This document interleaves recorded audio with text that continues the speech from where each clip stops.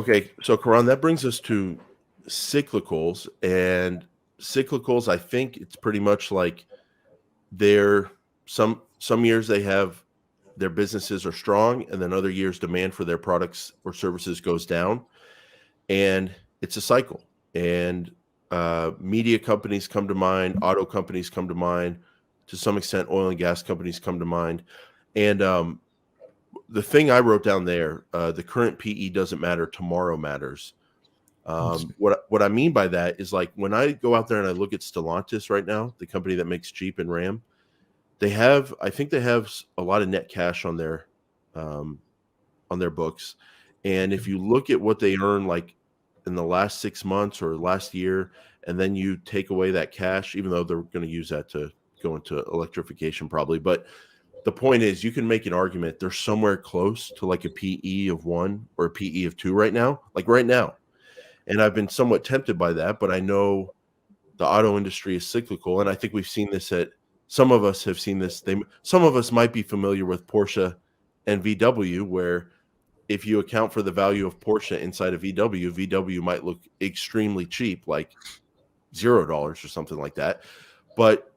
And one might ask themselves, well, why is the market pricing Stellantis and VW so cheap?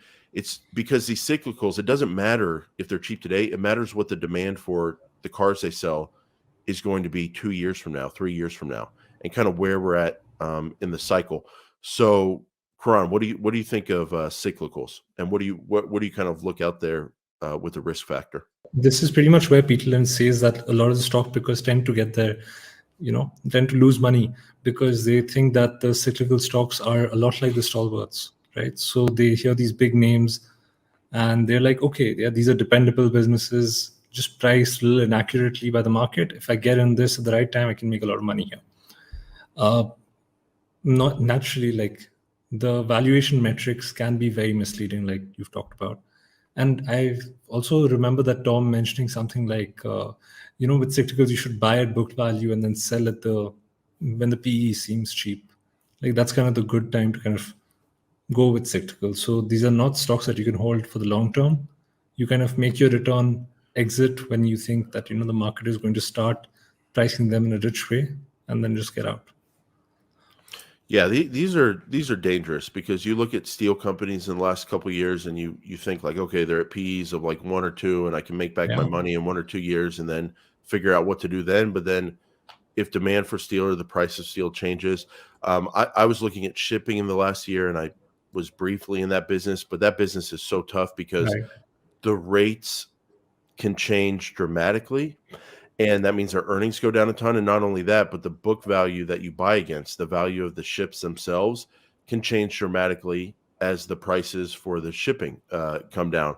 So as far as cyclical goes, like I'm not going to find myself in them a lot, but I think there's definitely opportunities there. But man, two things have to be in place. One, they have to be extremely cheap to lower the risk.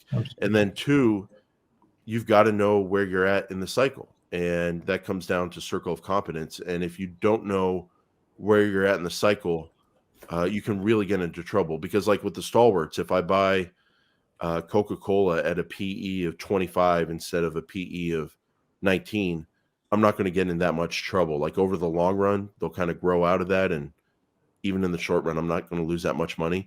But you really can get in trouble with the cyclicals. So that was my main takeaway from that section, was just like remembering how kind of risky they are if you don't know what you're doing. And it's definitely not for the new investor, someone who's just starting out. Like, best to focus on the first 3 categories. You got your slow growers, stalwarts, and fast growers. You can make like plenty of money over there. Cyclicals, like once you're a bit more experienced, a little more seasoned, maybe you can get into that at that point.